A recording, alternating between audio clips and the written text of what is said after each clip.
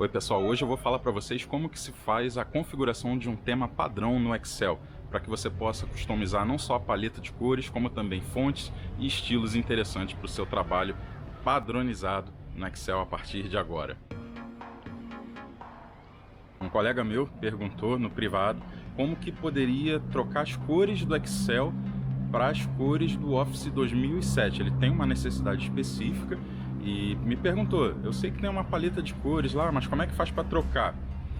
Aí eu mostrei para ele, tem lá no Page Layout, que é o layout de página, a guia, e ali tem uma opção de você trocar para várias paletas e uma delas inclusive é a do Office 2007, que é aquele antigão azul ainda. A questão é, eu dei a solução para ele, porém na abertura do Excel o que acontece? As cores voltam para a paleta padrão do Office mais novo, que é o Office 365. Eu pesquisei na internet para ver como que fazia isso e encontrei um artigo de 2017, setembro de 2017, da Leila Garani, uma das MVPs aí de Office Apps, principalmente pelo destaque no trabalho com Excel. Nesse artigo ela mostra como que cria o tema. A gente tem que salvar o arquivo como modelo e existe um detalhe específico para que ele fique como padrão na abertura do Excel.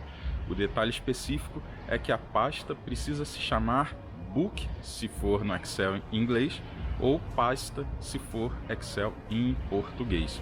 Dá uma olhada aqui, a maior parte desse conteúdo é de autoria da Leila e eu vou colocar aqui a minha pitadinha de conhecimento aí para acrescentar um pouco, que é a maneira rápida de se encontrar essa pasta padrão.